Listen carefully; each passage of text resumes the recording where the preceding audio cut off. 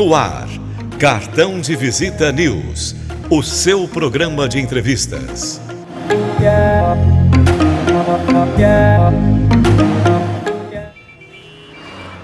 O ritmo acelerado da cidade não precisa ditar a forma como você vive. Para nós, da Pereira ao Vim, qualidade de vida é inegociável. E é por isso que te convidamos a conhecer nosso novo empreendimento, Residencial Alto do Castelo 2. Imagine viver com sua família em um cenário encantador, clima agradável e vista deslumbrante, onde dá para aproveitar bem todos os momentos sem pressa. No Alto do Castelo, a vida sobra a seu favor. São lotes a partir de 308 metros quadrados para você construir a casa dos seus sonhos em um residencial fechado com espaços de lazer e bem-estar numa das regiões mais valorizadas da cidade. E o pagamento é facilitado, direto com a construtora. Sua nova vida te espera no Residencial Alto do Castelo 2. Pereira ao Vim. Sonhamos mais, construímos mais.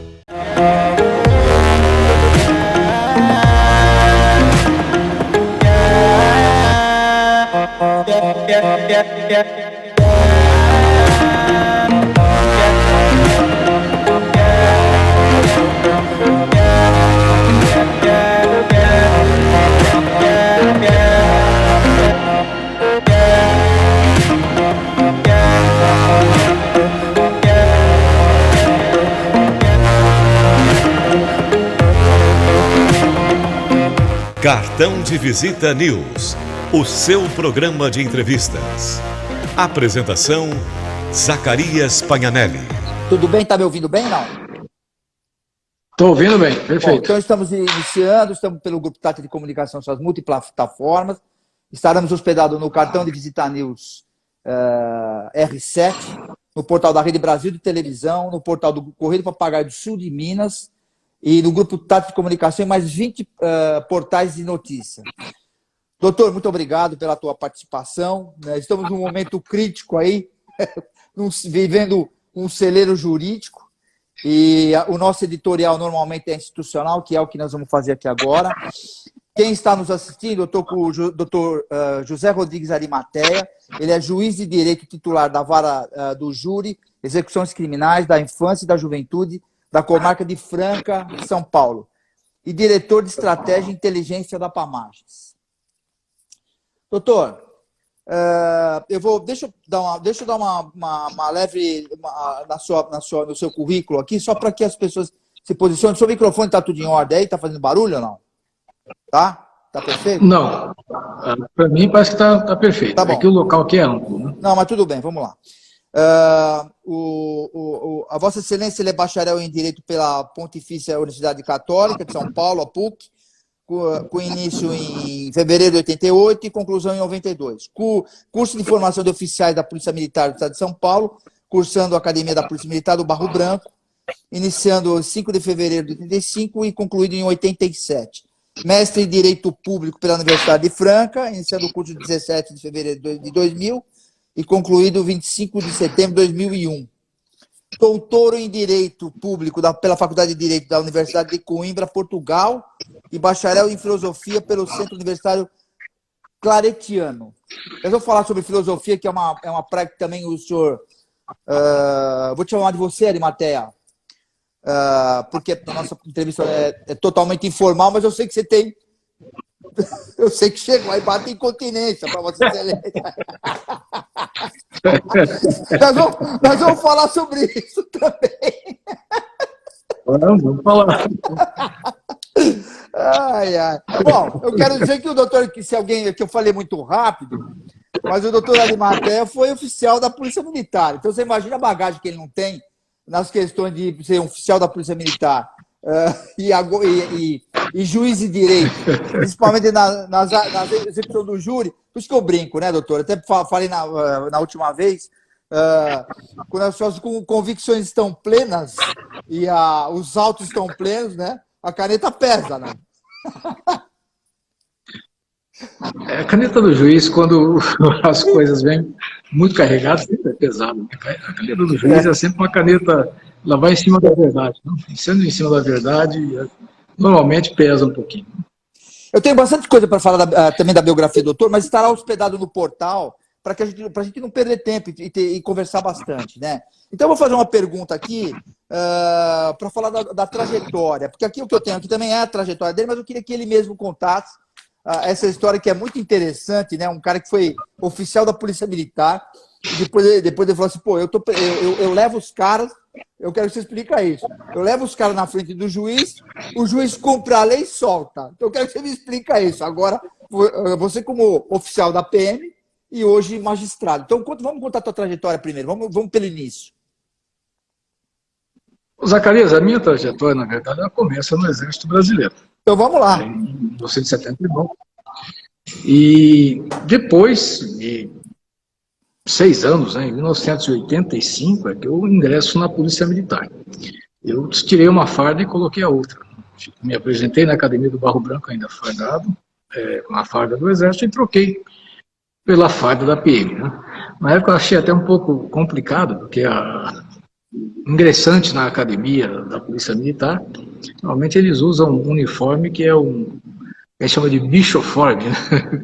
Eu fiquei meio arredio com aquilo. Falei, uniforme de bicho, todo cheio de manicaca de curso, né? Uniforme de bicho outra vez, né? Então, eu baixei a cabeça, coloquei.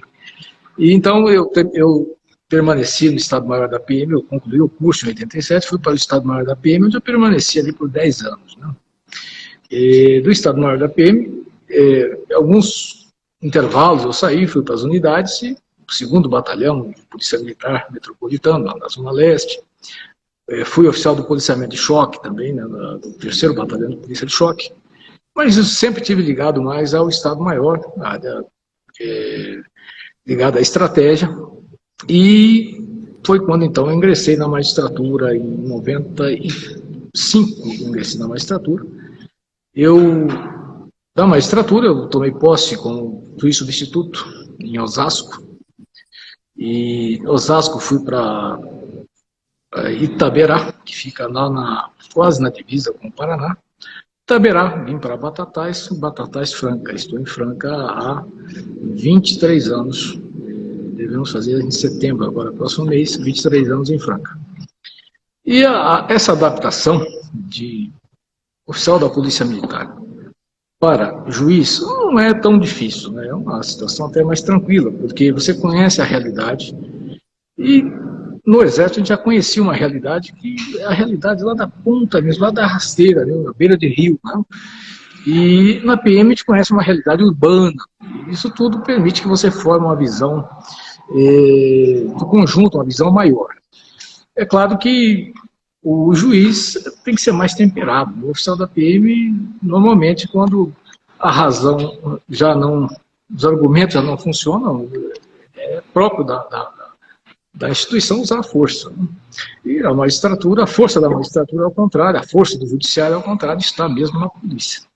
Então, essa adaptação, para mim, não foi difícil, até porque o oficial da Polícia Militar, tranquilamente, ele tem por hábito controlar a sua tropa. Né? E o controle da tropa envolve uma ponderação, envolve uma certa visão estratégica do que se passa, para evitar problemas, como nós sabemos. A finalidade da polícia é proteger a população e não investir-se contra ela. Então, nessa situação não é tão difícil a adaptação. Agora, como você comentou aí, como juiz, na realidade, você já tem um entendimento muito melhor quando há alguma operação ligada normalmente com a Polícia Militar. O entendimento de como eles trabalham, como é que tem que ser, esse entendimento é muito mais, muito mais bagagem, né, eu diria. A coisa é tal que, quando o policial chega pela narrativa, você sabe o que aconteceu. Antes ele concluir, né? Não dá para contar a história, né? E também não dá para o acusado também fugir da história, porque a gente sabe como acontece lá na ponta da linha. Então, os policiais ficam tranquilos, porque sabem que eu conheço a trajetória, sei como funciona, e a pessoa que está sendo julgada, que está sendo acusada, também sabe que não adianta enrolar muito, porque a gente vai saber o que aconteceu. E o que aconteceu, a gente sabe, é perfeito, é aquilo mesmo e não tem conversa. Então o pessoal até fica mais tranquilo quando nós temos uma situação dessa, né? Eu tive uma situação até curiosa, né, que um antigo soldado meu, do Exército Brasileiro, depois de muitos anos, acabou sendo processado e sentando no banco dos réus na minha frente, né? E ele sabia que não podia falar, que faltar com a verdade era uma transgressão disciplinar imperdoável. E ele, quando eu falei, olha, o senhor tem o direito de ficar calado, o senhor tem o direito de falar a sua versão. Ele olhou para mim assim, e como que perguntando, eu posso mesmo mentir? Eu falei, não, você pode falar a sua versão, não sei se ela vai ser mentirosa ou não. E depois eu acabei nem julgando o caso, porque não me senti muito bem, eu pedi para um colega fazer o julgamento, porque ali a ligação era afetiva, né? Eu não teria condição de fazer o julgamento dele. Então logo eu soube que ele era, ao vê-lo na minha frente, tendo sido meu subordinado, eu fiquei um tanto constrangido, eu pedi para um colega fazer o julgamento e acabei não sabendo nem o que aconteceu, porque eu não quis nem saber para não sofrer antecipadamente. Para não se envolver para não se envolver emocionalmente, até porque não conhecia. Isso acontece, é natural. É como o pai, né? É como o pai, né, que vê o filho sendo julgado, né? Você não vai querer que o pai tenha as emoções tranquilas, não tem como, né? Então, naquele caso ali, eu fiquei um pouco chateado, acabrunhado, mas eu tive que passar as coisas, passar para outro colega julgar, que o faria isentamente, o outro lá poderia falar o que ele quisesse também, né? Exercer o seu direito de defesa, o que comigo ficaria mais difícil para ele, né? Essas são situações que acontecem. Você sabe que quando eu comuniquei que ia entrevistá-lo, me mandou uma mensagem o Luiz Schiacchero. Ele foi do Tribunal de Justiça de São Paulo e na época eu era curador da Vara da Infância. Eu fui muito tempo, 12 anos, curador especial. E lembro muito bem dele também, porque o pai dele foi assessor do presidente do tribunal. Muito tempo ele disse que fez a faculdade com você na PUC, ele me falou. Vocês estudaram Luiz Sérgio Schiacchero. Schiacchero Filho. Exatamente. Isso. Ele me mandou uma mensagem, falou que tenha feito... Eu falei, eu vou comentar isso, eu vou comentar. Vamos falar eu planejava as artes na faculdade e ele, mais alguns, executavam. Não, foi muito meu as artes, estudante... Foi muito meu amigo mesmo. Você sabe que estudante... Ele manjava muito do direito, o cara foi muito meu amigo, manjava muito da área do direito, inclusive da vara da infância. E você sabe que estudante tem costumamos dizer que o estudante baixa o espírito de porco, né? E na faculdade também era assim, né? Todo estudante faz arte, né? Então eu planejava as artes, Luiz Sérgio, mas alguns executavam. Era assim.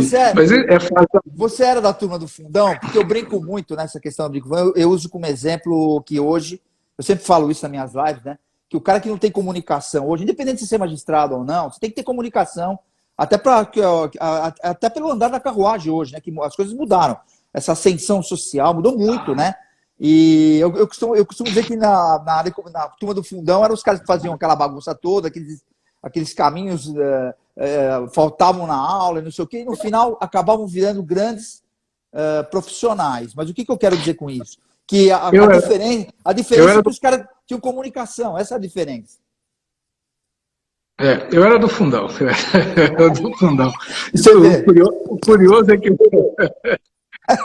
é que quase todos hoje são juízes, né? Então, o fundão. O fundão era eu, Valdir Cassol. Enfim, são juízes hoje, né? E alguns mais que foram para outros estados. Então, nós éramos, assim, fazíamos as artes próprias de estudantes, mas na hora de estudar, nós gostávamos de estudar também, né? Fazíamos as lições corretamente, né? Tanto que quando nós terminamos a faculdade, os próprios professores, hoje já falecidos, José Canosa Gonçalves Neto, e outros mais, que foi procurador de justiça, nos chamou e perguntou, escuta, vocês não vão prestar concurso? Vocês têm jeito para coisa, jogo de cintura, né? Então, essa foi uma orientação dos professores, né? Alguns professores a gente sempre leva na memória, né? tenho como exemplo o desembargador Álvaro Lazzarini, que foi meu professor. Nossa, ele me amava. Doutor Lázaro me amava, esse homem. Ele foi presidente do tribunal, me amava esse homem. Trabalhei com ele também. Ele foi presidente do Tribunal Regional Eleitoral. Foi. E o doutor Lazzarini sempre foi uma pessoa assim o jeitão militar dele também, mas sempre foi um exemplo para mim, né? Também foi o desembargador Hermes Pinotti, né, que faleceu recentemente, no passado recente. Essas pessoas a gente incorpora parte da personalidade delas e elas se perpetuam no tempo, né? Aquela velha história que fala do Ramsés II, né? Quando pronunciares o meu nome, eu viverei. Então, a pronúncia do nome deles nada mais significa que trazê-los de novo à vida, né? Contar-lhes um pouco da história deles através da nossa própria história. Essa questão de você ter sido militar, obviamente que uma das premissas da Polícia Militar é a hierarquia, né?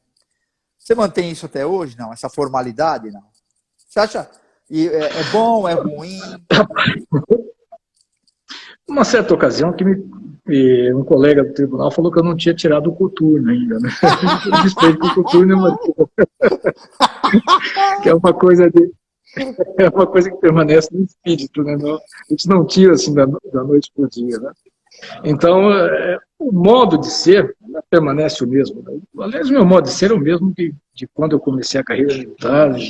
Não acho que devo mudar. Por que não devo mudar? Não estou dando mau exemplo. Não. Tá? Procuro dar o bom exemplo. A minha conduta é uma conduta, até onde se sabe, irrepreensível pelo ponto de vista da magistratura, porque eu tenho que manter essa conduta até para servir de exemplo às pessoas que são meus jurisdicionados, né? Então, não muda muito a minha... Não há razão para a gente mudar, né? Que vai mudar o quê? Nós vamos dedicar mais ao estudo, enquanto que lá nós tínhamos outras atividades físicas, enfim. Aqui a gente tem muito menos que isso. Nossa ferramenta de trabalho hoje deixa de ser uma arma e passa a ser uma caneta, que também é uma arma até perigosa, né?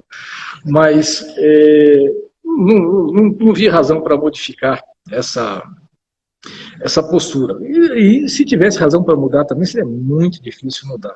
Por quê? Porque isso é condicionado, né? Nós somos condicionados a isso, a trabalhar assim. E todos nós temos um em comum, nós somos extremamente patriotas, né? Então, ao fazermos o nosso trabalho bem feito, nós estamos acreditando que estamos sendo patriotas, defendendo as coisas da nossa gente, do nosso povo, e procurando educar os mais jovens que virão depois de nós. Porque nós sabemos que o Brasil é um país jovem, 200 anos, né? Mas nós precisamos muito da nossa juventude que vai fazer o nosso futuro. E você sabe que são os jovens a nossa primeira linha de defesa depois, né? Quando nós estivermos mais velhos, são os jovens que irão ser a nossa primeira linha de defesa, especialmente os jovens da nossa família. Eu queria te perguntar o seguinte... por que existe uma maioria, né, ou minoria, vamos dizer assim, que segue carreira como magistrado e acaba ficando no interior? Você não teve pretensão nenhuma de ir para São Paulo e galgar, de repente, um cargo na segunda instância? Zacarias, eu vim para o interior para ficar 2 anos. Estou há 25. E por quê? A qualidade de vida no interior é muito diferente da qualidade de vida na capital de São Paulo, né? Claro. Eu, quando saí da capital, eu me lembro que eu fiz um estudo, tinha 1.140 favelas. Hoje eu não sei nem quantas mais tem, né? Então, nós tínhamos uma expectativa na capital e no interior a expectativa é bem outra, né? Então, por conta disso, eu aqui permaneci, mas eu sou daqueles que acho que não se pode nadar e morrer na praia. Dentro de uns 3 anos, eu acho que eu estou chegando ao tribunal, mesmo partindo do interior. Então, se tudo correr bem, a carreira termina. Que ótimo, né? Vamos lá, então. Eu até entendo de algumas autoridades que os promotores, juízes da primeira instância, que querem se manter, também acredito muito na experiência de conhecer a comarca, vamos dizer assim, a jurisdição, onde funciona o quê, é mais fácil para se decidir, para se julgar, para se ter uma boa convicção. Tudo isso daí eu acho que tem um caminho, e também tem também a questão da saúde, é uma coisa também que também pega muito também nessa uma qualidade de vida, né, é imprescindível quem está no interior. Mas deixa eu perguntar, que é uma coisa que a gente já discutiu, como é que foi a adaptação do judiciário nesse tempo de pandemia? O que você achou nesses 2 últimos anos aí?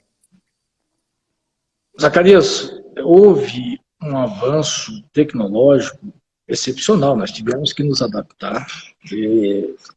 Aquilo que talvez fosse feito em 10 anos, foi feito em 6 meses, né?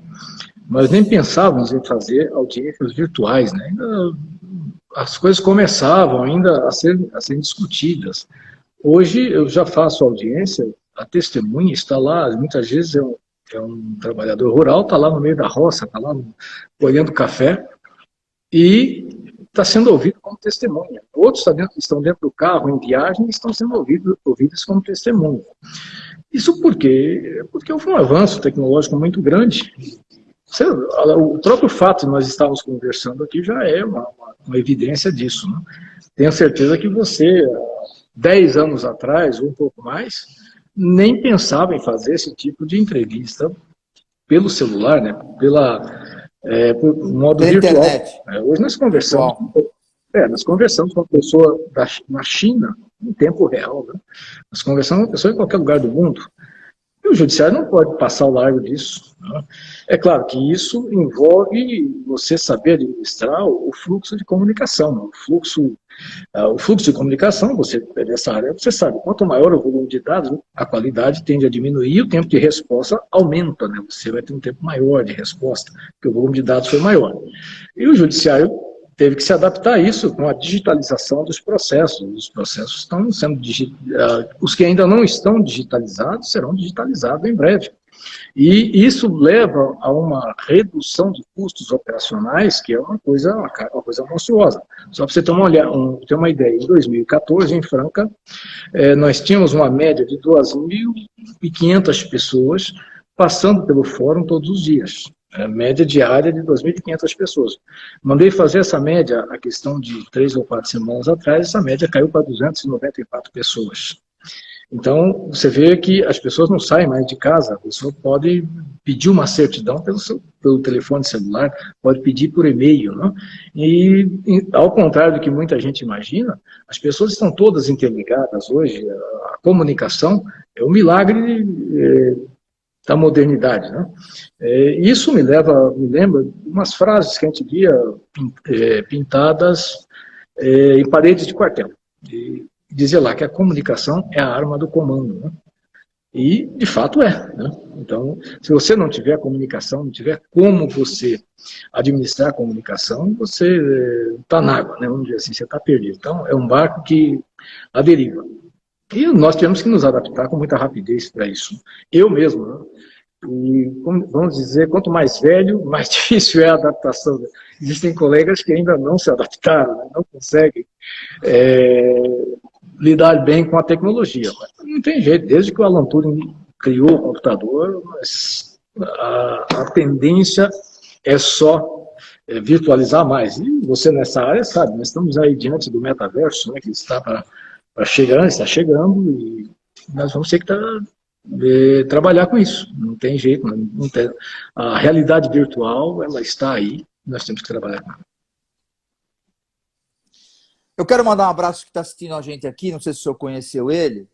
Ele foi de Santa Rita uma época, mas delegado de polícia, o doutor Ielo.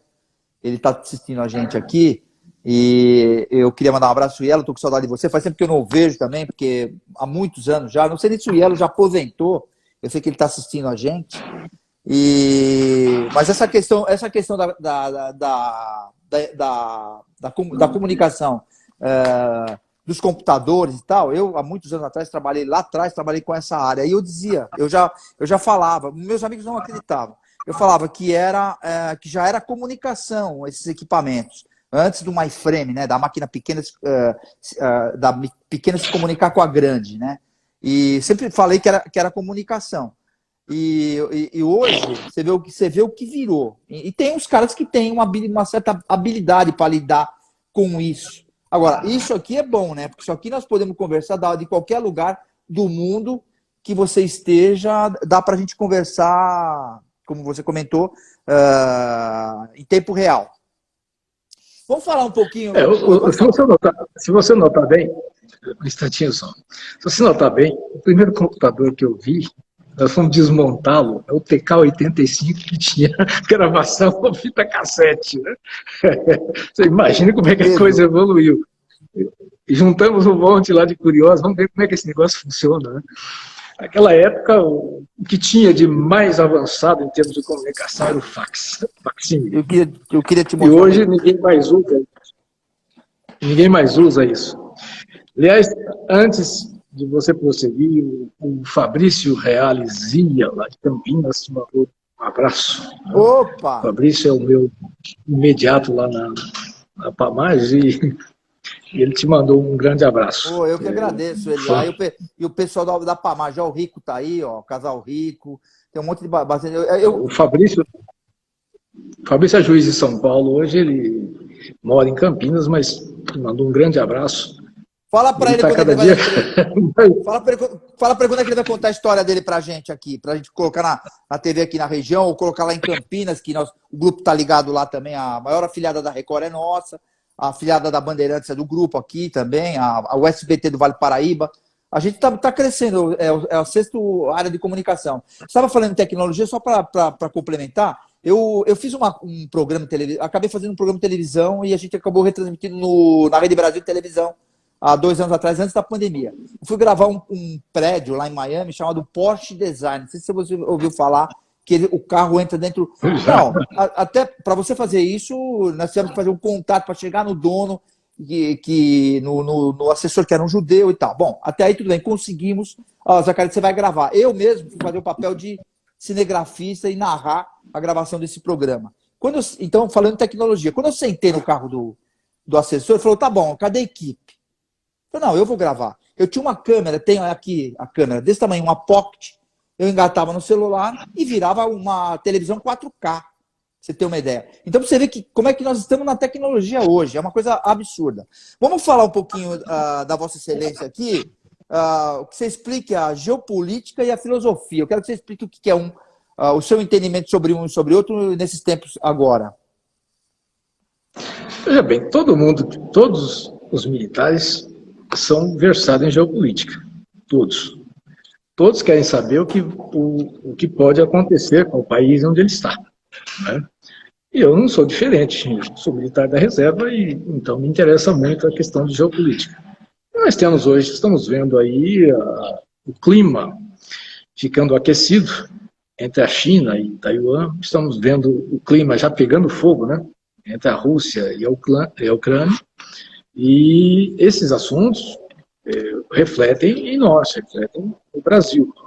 Nós somos um país muito grande, mas a situação que acontece do outro lado do mundo vai nos atacar, vai nos atingir. Por quê? Porque nós não vivemos isolados, nós temos que vender, nós temos que praticar o comércio, nós temos que ter comunicação com esses países todos, nós temos relações com a Rússia, com a Ucrânia, com a China. Então, a posição de neutralidade do Brasil é uma posição estratégica, né? Uma posição que visa se manter fora do conflito, de eventuais conflitos, exatamente para que nós possamos ter um melhor desenvolvimento e, eventualmente, nos aproveitarmos de situações que irão aparecer nesse campo. Então, geopolítica, para nós, é um negócio, é o dia a dia. Todos os militares ativos da reserva pensam nisso. Pensam até a questão da distribuição das forças no país. Essa distribuição é em função da geopolítica. Nós temos aí a nossa Amazônia extremamente cobiçada. Né? Ninguém do exterior está preocupado com índio, ninguém está preocupado com o meio ambiente. Não, eles estão preocupados com o que tem embaixo do território da terra da Amazônia. A preocupação é com as riquezas minerais que tem lá. E riqueza mineral, infelizmente, ela não enriquece o povo em si. Porque os países que têm grandes mineradoras, eles não são países pobres. Né? Mas essas riquezas, elas são importantes para a indústria de base, né? A indústria de base só funciona com isso. Nós só estamos aqui falando por conta do silício, né? O silício é importante no meio das comunicações digitais. E quem tem esses minérios não vai abrir mão deles com facilidade. E nós temos aí, assim, à vista, que a Europa estava entrando numa situação de crise. A Europa, a União Europeia, a sustentabilidade dela é muito crítica. E essa sustentabilidade sendo crítica, isso pode a qualquer momento levar a uma ruptura. E claro, vamos buscar, os europeus sempre buscaram aquilo que eles não têm na Europa, eles vão buscar fora. E não é buscando, pedindo, né? Nem comprando, muitas vezes é tomando. Né? Então é aí que entra a questão do nosso realinhamento de forças. Nós estamos passando aí hoje, eu não tenho aí, talvez, procuração para falar disso, mas nós temos o nosso exército se reequipando, nós temos a nossa marinha se reequipando, nós temos a nossa força aérea se reequipando, e em função de cenários que podem acontecer. E para evitar que eles aconteçam, é que se reequipa, né, o efeito dissuasório das nossas forças e a demonstração das capacidades dos nossos generais, do nosso almirantado, para poder mostrar às pessoas de fora, mostrar aos países que tenham pretensões estranhas que talvez não seja um bom negócio mexer conosco. Nós somos um país muito grande, pacífico, mas nem tanto assim, né? Não aceitamos certas coisas. Então a nossa Amazônia é nossa, ela é intocável e essa é a conversa. Tem muitas pessoas que defendem que território indígena seria uma terra de uma nação indígena. Não é nação indígena. Nós não temos isso. Porque se eu tiver um território demarcado como reserva, eu tiver uma nação indígena que eu reconheça como nação, eu só preciso de mais um terceiro elemento para existir um Estado. Para existir um Estado só basta a soberania. Então nós não podemos permitir isso. Permitir que haja uma nação indígena com terra demarcada, com autonomia dentro dessa terra e que alguém eventualmente venha reconhecer a soberania de um território indígena dentro do Brasil. Nós teremos um país dentro do outro. Isso para nós viola a nossa Constituição e viola também a nossa consciência, a nossa nacionalidade e até vamos passar por cima da memória daqueles que nos antecederam, né, daqueles bandeirantes que abriram o país, que levaram as fronteiras ao estado em que elas estão hoje. Então não dá para a gente conceber essa ideia. O indígena é um brasileiro, merece o nosso respeito, merece o nosso trabalho, merece o apoio do Estado brasileiro, mas nós não podemos admitir que sejam tratados como nação e muito menos que um território que ele ocupa, a terra que ele ocupa, seja uma terra privativa deles. Não, a terra é brasileira, é uma terra pública de uso especial para o índio. Então não é território indígena, que vamos dizer propriamente, é sim uma terra pública destinada à ocupação e exploração indígena, mas a soberania que se exerce nessa terra, nesse território, é a soberania do país. Então, a Constituição brasileira se aplica a todos os cidadãos brasileiros que aqui estão. Né? Então, nós não podemos admitir essa ideia de imaginar que algum país apoiando causa indígena está pensando em ter um território, alguma coisa assim ali. Não, isso para nós não funciona. A ideia do corredor triplo lá, né? Andes, Amazônia e a Amazônia Azul, que é o nosso mar territorial, ou a nossa plataforma continental, são riquezas que nós temos e que nós temos que preservá-las. Então, essa é uma ideia que todo agente de poder, todo agente político do Estado tem que conhecer, tem que a responsabilidade de proteger. Não pode ir engolindo qualquer coisa, de modo que se imagine que um país possa vir um dia ocupar parte da Amazônia ou internacionalizar a Amazônia. Isso é conversa para boi dormir. Né? Eu acho que se começar com essa história de internacionalização da Amazônia, vamos dizer, nós lutaremos até o último bebê, né, para evitar que isso aconteça. Eu quero agradecer o doutor Roberto Liviano, que é procurador de Justiça e é presidente do Instituto Não Aceito Corrupção, que está com a gente aqui. Quero agradecer também ao doutor Delton Pastore, que é procurador de justiça, que é do idoso da capital, né? Várias pessoas que estão aqui com a gente.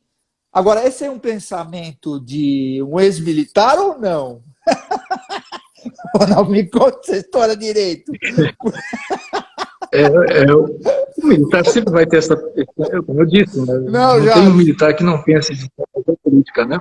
Não tem jeito. Então, embora eu esteja aqui com o código, vamos dizer, com o código, a Constituição na mão, mas nós sabemos que vivemos na Terra, né? É o que dizia o São Tomás de Aquino, né? Eu penso no céu, mas não posso esquecer que meus pés estão na Terra. Então, essa é uma realidade. Eu penso na justiça, tal, mas não posso esquecer que essa justiça, no nosso caso, é feita dentro de um território chamado Brasil. Né? Deixa eu te falar então, essa é uma coisa deixa eu te perguntar uma coisa que está muito em evidência. Eu queria ver o seu pensamento sobre isso, sem polemizar, na realidade. Depois eu vou te perguntar sobre criptologia, sobre que é uma área que você domina também, mas eu queria te perguntar o seguinte. Essa questão do Estado Democrático de Direito e da liberdade de expressão. A questão da liberdade de expressão é uma coisa que todo mundo sabe, todo mundo quer a democracia, quer a liberdade de expressão. Mas, e aí dizem, nas histórias que a gente ouve, aqui não tem lado, estamos falando numa conversa de informação mais informal, né, vamos dizer assim, que por mais que você fale o que você não deva, você pode ofender alguém aqui, acolá, e você pode responder por isso, ou civil ou criminal. Mas quando a pessoa fala o que ela quer, na realidade eu não tenho, eu acho que a gente tem o direito de se expressar, você não acha que o estrago já foi feito, independente de você responder por isso depois? Zacarias, eu sempre digo o seguinte, mesmo que você depois dê o direito de resposta, o que foi mentido, o que vai ser desmentido não tem a mesma força do que foi mentido. Então, se a coisa não é verdade, pouco adianta a indenização, isso você vai repor em dinheiro, não sei quanto tempo depois, mas, na verdade, nós temos que ter a responsabilidade de saber o que falamos, né? Você se lembra bem de um caso que nós tivemos em São Paulo, na capital, naquela época eu estava nativa da Polícia Militar ainda, do caso da escolinha de base, né? Lembro, pô, na época eu era diretor da Record, depois fui para a Band, mas eu participei bem dessa época aí. Então, você se lembra que naquele momento ele foi acusado de abusar de crianças, e depois chegaram à conclusão de que chegou a ser preso por isso, né? Chegaram à conclusão de que não aconteceu nada daquilo. Né? Só que aí ele já tinha perdido a família, já tinha perdido a sua própria dignidade, né? Qual é o dinheiro que restaura isso? Não há dinheiro para restaurar tudo isso. Né? E o senhor, pelo que eu soube, ele estava trabalhando como pirueiro na capital. Então, ele, de dono de uma escola, ele teve que trabalhar com peruas clandestinas de transporte de pessoas em São Paulo para sobreviver. Perdeu toda a sua família, enfim, esse dano não é reparado. Não há reparação possível nisso. Por mais que você pague por isso. Então, não há, eu penso que se tivermos que adotar uma atitude preventiva sobre isso, as pessoas serem mais comedidas, as pessoas serem mais reflexivas sobre o que vão falar ou o que vão fazer, é sempre mais adequado, é sempre muito mais recomendável. A nossa liberdade, a liberdade das pessoas, ela tem que ser policiada todos os dias, né? Nós temos que nos policiar para que nós não ofendemos ao próximo, não é isso? Eu sempre costumo dizer que o amor cristão, o amor de Cristo, né, não é um sentimento, o amor é um comportamento. Comportar-se adequadamente em relação às pessoas, ter uma conduta que não vá ofender a conduta do próximo. Né? Em direito nós dizemos que nós costumamos falar que o meu direito vai até onde começa o do meu vizinho. Né? Porque senão nós não conseguimos conviver, nós não conseguimos viver. E os conflitos vão aumentando a cada dia, porque a nossa população vai se urbanizando cada vez mais. Nós temos hoje cerca de 85% da nossa população vive na área urbana. Obviamente, se juntou mais gente, a possibilidade de conflito é muito maior, né? O trânsito, enfim, isso é uma questão que ela é geradora de conflito. As pessoas, às vezes, se esquecem de que o uso da sua liberdade deve ser feito de forma harmônica nesse meio. Isso acaba gerando aí alguns conflitos. Liberdade de expressão e qualquer tipo de liberdade, ela deve ser exercida com muita responsabilidade, né? Eu não posso depois atribuir a outro a minha conduta, a minha ofensa a alguém, eu não vou culpar outra pessoa pela minha ofensa, não, eu sou o culpado por ela, né? Eu tenho que assumir o risco por isso e tenho que ter a noção de prevenir eventuais danos. Eu não posso falar o que eu quero, às vezes eu até penso, né? Mas não posso falar, eu até brinco, né? Às vezes tudo que algumas coisas que a gente pensa dá processo, né? A gente tem que ficar calado, né?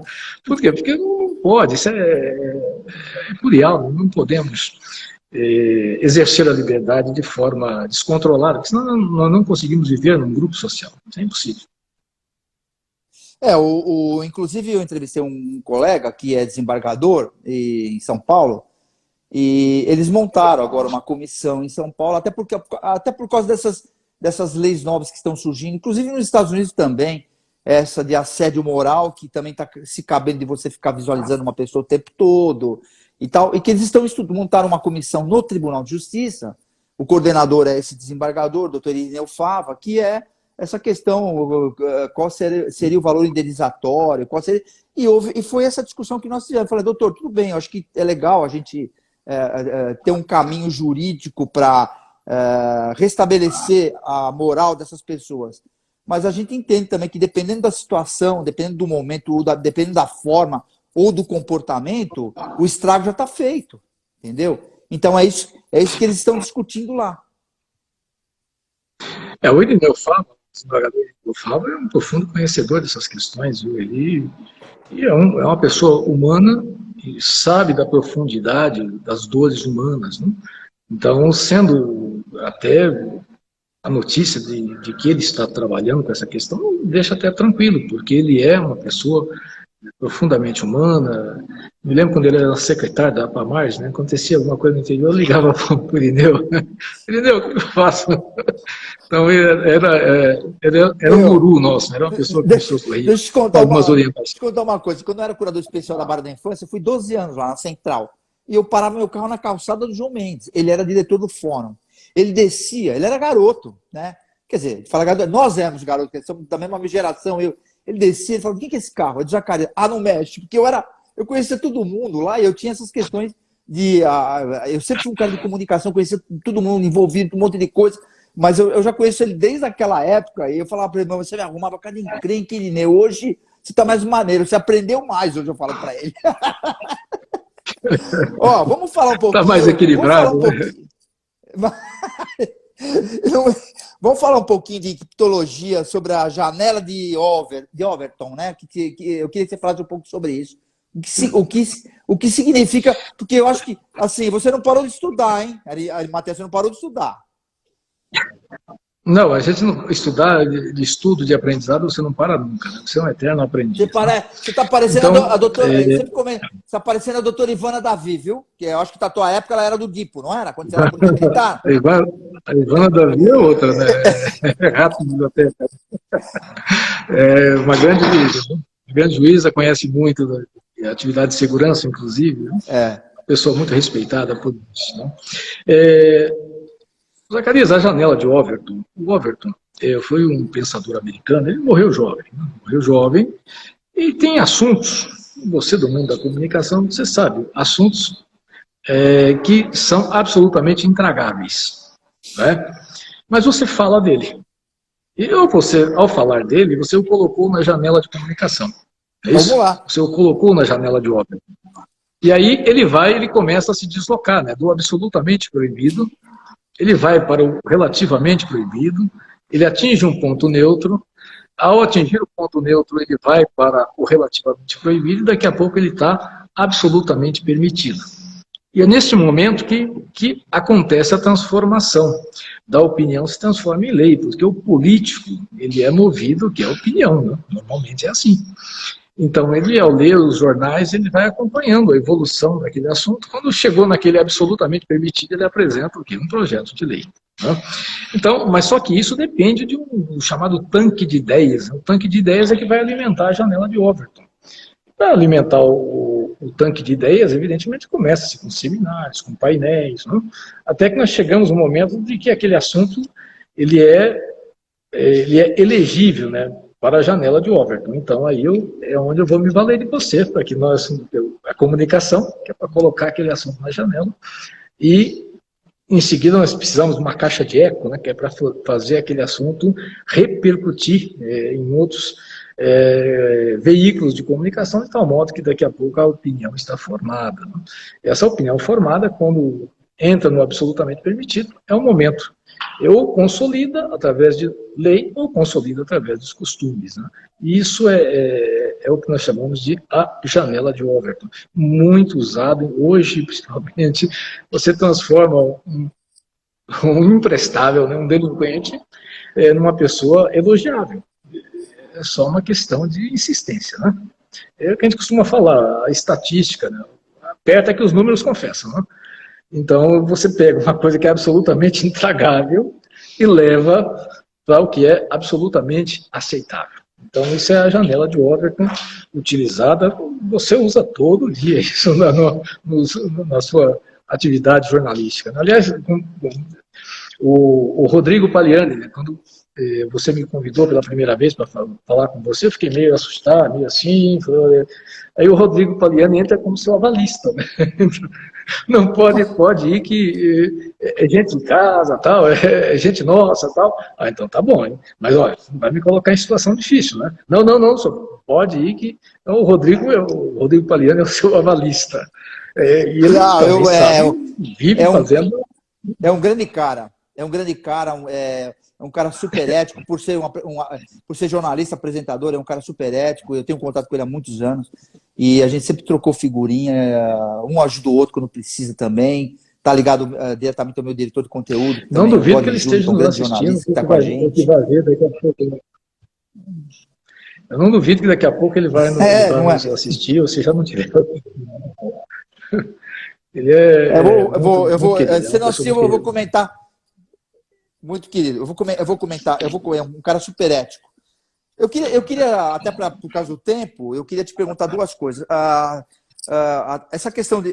Eu agora, a semana, acho que faz uns 20 dias, eu entrevistei a doutora Renata Gil, já faz algum tempinho que eu entrevistei a doutora Vanessa Mateus, que é a presidente da Pamages.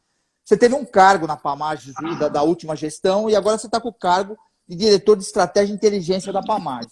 Até onde você pode me contar sobre esse atual cargo? Primeiro me falar do cargo anterior para te relembrar e do cargo atual. Zacarias, a inteligência no mundo todo aplica-se à teoria do conhecimento. Né? Inteligência visa produzir conhecimento. E esses conhecimentos, evidentemente, você tem métodos de obtenção que acaba sendo efetivamente sigiloso, são os métodos de obtenção desses conhecimentos. Ora, a inteligência visa subsidiar as decisões, assim é na área federal, assim é na área estadual, em qualquer área em que isso vá acontecer, e que haja necessidade disso. Hoje se pensa que inteligência é uma coisa miraculosa. Não é. É uma coisa trabalhosa e você produz todo dia conhecimento. Ao trabalhar o seu trabalho jornalístico, você está produzindo conhecimento todos os dias. Tem aqueles conhecimentos que são básicos, né, e aqueles conhecimentos que são correntes. Tem algumas notícias que são correntes, elas só servem para agora e daqui a pouco elas não servem para mais nada. Né? Agora, outros dados são básicos, eu vou guardar, vou arquivar, e você tem conhecimento, quando... Antigamente, nós não tínhamos nada digitalizado, nós fazíamos um arquivo fotográfico, né? Você tinha lá um arquivo das suas entrevistas. Por quê? Porque você vai voltar àquele assunto, caso você vá entrevistar novamente a mesma pessoa. Então, a inteligência é o quê? São dados, são manipulação de dados, é conhecimento de dados, e a formação de uma estimativa, de uma ideia, de uma apreciação de um assunto de conjuntura, a conjuntura atual. Então, tudo isso é matéria de inteligência, com métodos próprios para a obtenção desses conhecimentos, que são os métodos de busca. E são esses métodos que são efetivamente, que se guarda sigilo sobre eles. O resto, não há uma razão para isso, né? A Renata Gil, eu faço parte da Secretaria Nacional de Segurança dos Magistrados, que é da Renata Gil, da Associação dos Magistrados, isso. E a Renata é uma pessoa conhecida, com telefone, podemos falar a qualquer momento. Mas, para ela, sempre, quando possível, a gente também orienta, olha, não vai nesse assunto aqui que é uma furada, né?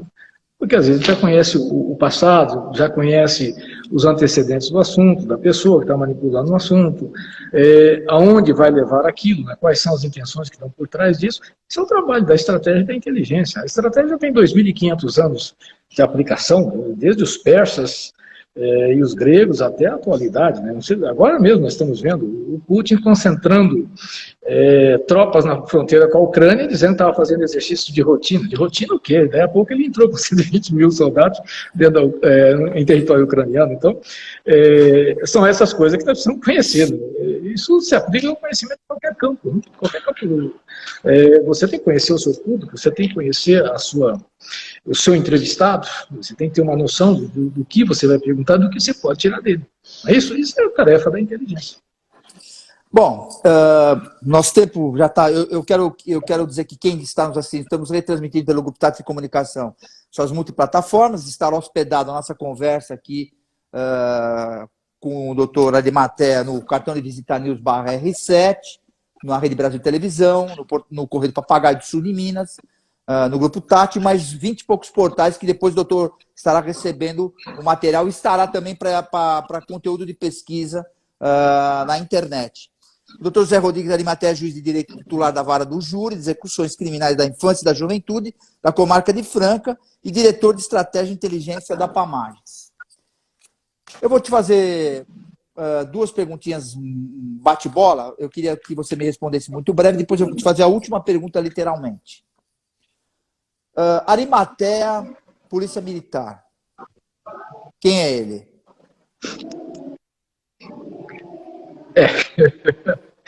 Esse é o lado misterioso dele, né? Esse é o lado mais obscuro dele. E quem é a excelência, doutor Arimatea, o magistrado de Franca, hoje? Quem é ele? Bom, aí já é mais fácil. Né? Já é mais fácil, as pessoas já me conhecem, já têm um outro contato, né? É uma outra história, né? Então, as pessoas vão ser, ao chegar no nosso fórum, acredite, vai ser tratada com respeito, com dureza muitas vezes, mas com respeito. Né? As pessoas que eventualmente me cumprimentem terão a resposta, né? Eu vou responder os cumprimentos. E algumas vezes até as pessoas mais simples me convidam para tomar um café, eu vou lá, tomo um café sim, não há problema nenhum. E o moleque disse que não lava a xícara, né? Por quê? Porque eu tomei o café na casa dele, mas eu costumo visitar algumas pessoas da periferia, e às vezes até nós temos o Lar de Ofélia em Franca, que são os idosos, de vez em quando também vou até lá. Nós temos o lar, o berçário Dona Nina, que atende crianças carentes, doentes, e que não têm meios de tratar. Eu, vez por outra, estou passando por lá também. Pode ser que eu não vá ajudar muita coisa? Não, pode ser que eu não vá ajudar, mas pelo menos a minha presença lá pode ser que anime essas pessoas, né? Dê um alento, uma esperança de vida. Dá uma motivação. Isso. Tem uma ocasião aí que nós chegou lá no Lar de Ofélia, uma senhora tem mais de 80 anos, já com uma pastinha na mão. Ela tinha sido uma professora universitária, aposentada, e queria permanecer ali porque não tinha família. Então a gente, nesse momento, nós além de admirar aquela pessoa que ali está chegando, nós também pensamos no nosso futuro, né? E nos preocupamos com o nosso semelhante, para saber o que podemos fazer para melhorar isso, né? O que nós podemos fazer, qual é a nossa função, que função temos na Terra, né? Então essa é uma coisa, o lado humano é o lado do juiz, é o lado do juiz de Franca, né?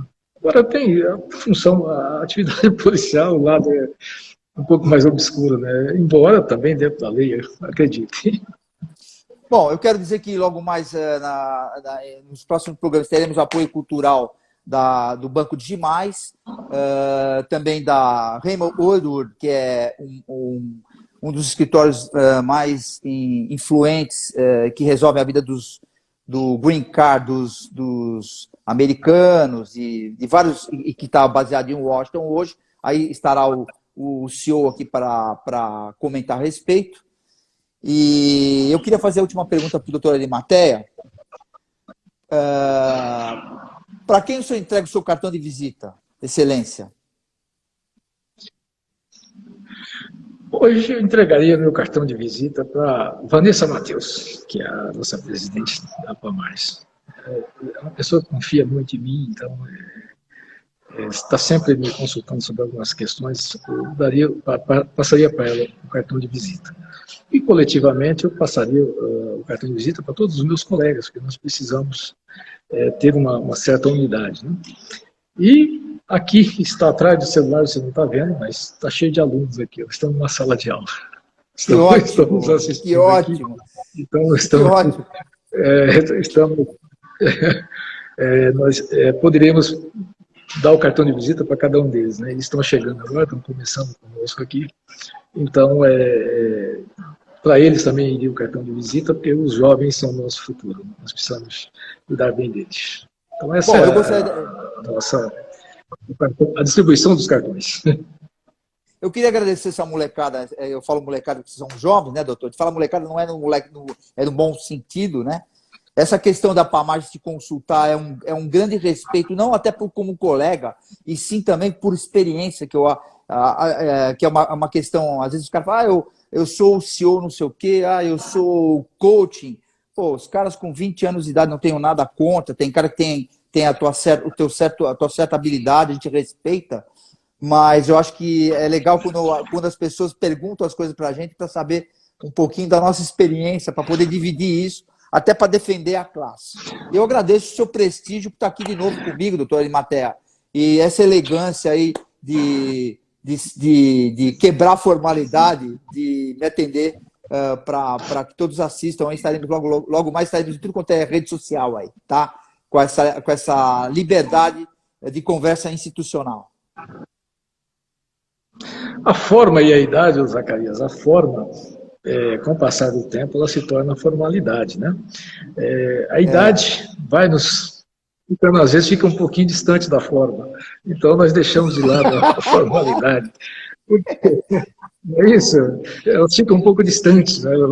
A idade vai avançando, a forma não consegue acompanhar, né? E nós deixamos de lado a formalidade.